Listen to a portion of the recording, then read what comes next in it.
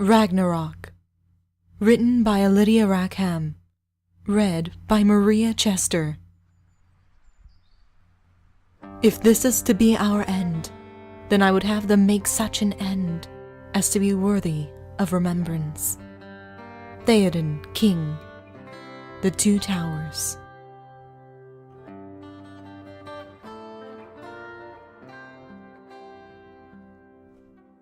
Stave 1.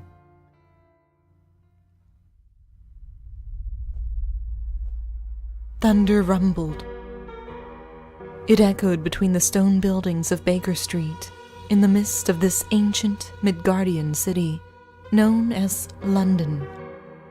Thor glanced up at the lowering gray sky, taking a deep breath of the moisture and electricity in the air. The roar of the city, still strange to him even after 4 years, surrounded him like a pulse, as if he stood within the very heart of a huge metal and stone beast. His footfalls scraped heavily against the dirty paving. The thunder chuckled again.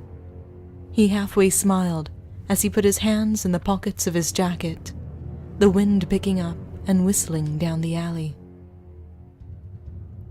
Ahead and to the right, he caught sight of the corner of the building where Jane lived. She did not occupy all of it, just the upper portion she called a flat. And she had rented this particular flat because it apparently occupied a space on this street that was near the supposed dwelling of a famous detective of olden times. Thor didn't particularly see the appeal. He could barely squeeze through the door. His own house here in London was much larger, nearer Hyde Park, though still not airy and vaulted like his golden chambers in Asgard. With tall windows open to the gardens, misty purple mountains beyond, and the scent of lilac and rose drifting through the curtains. Thor shook himself and lowered his head, drawing up alongside Jane's pale building. And he felt it.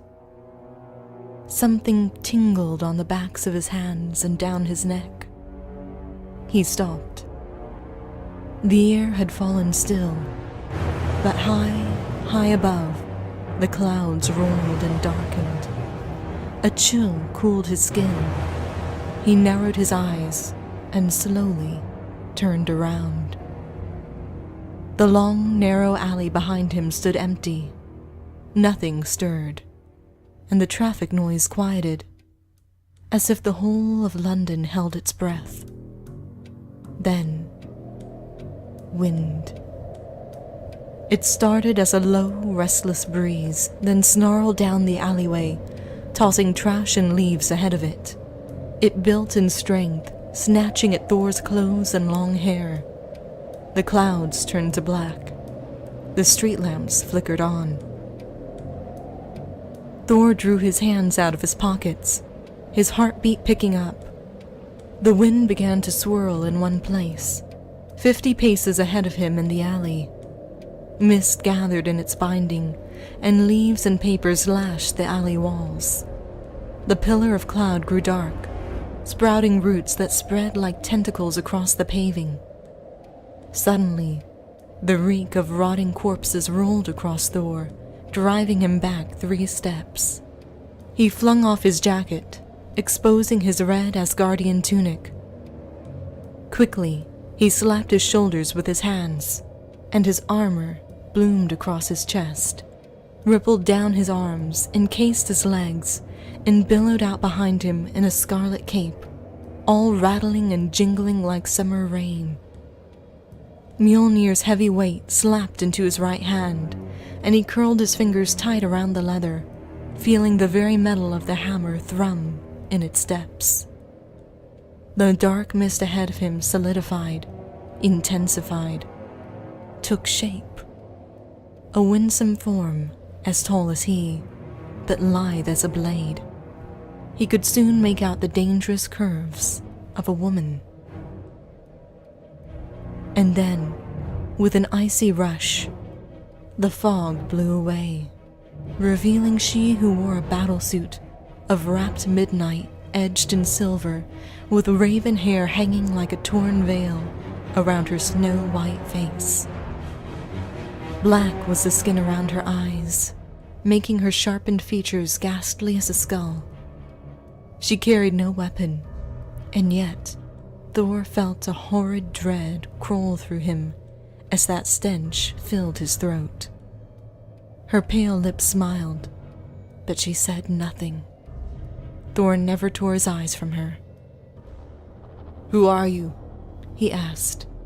His rough voice carried through the silence. Far overhead, a deep crackle snickered through the clouds. "I ought to ask who you are," the stranger replied, her tone like the surface of a dark lake, her gray eyes luminous. "The only son of Odin, past the age of inheritance, and yet he wears no crown." She slowly tilted her head. "Banished, but redeemed to honor, and yet he has abandoned his duties." Her gaze narrowed. "Can it be he has forgotten how to love his kingdom? Or perhaps his power is indeed not great enough to rule?" Her voice softened to a lethal whisper. "Perhaps he is not even a prince, after all." "Who are you?" Thor demanded. The smile faded from her face, and with the voice of the winter wind, thin and cutting to the bone, she began to sing an eerie tune. "A youth walked out one day, and met a woman by the way. Her head was black, her eyes were gray, her clothing made of the cold earthen clay." She stepped toward him. Thor trembled, a cold sweat breaking out upon his hands and neck, and he gripped Mjolnir tighter. He said, "Woman, what one are you?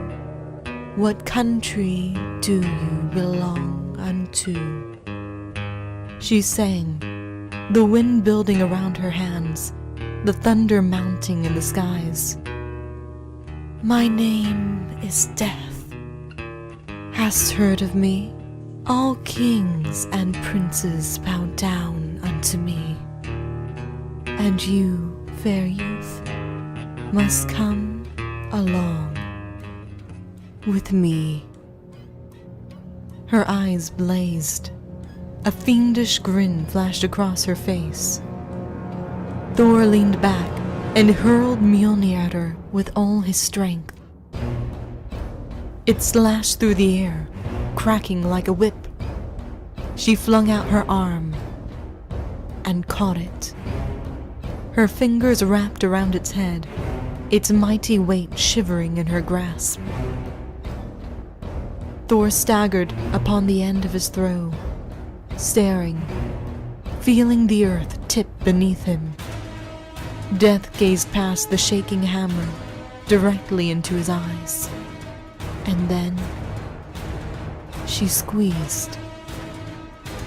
As if she were breaking an egg, Mjolnir crushed in her hand, flindering apart and shattering to the pavement.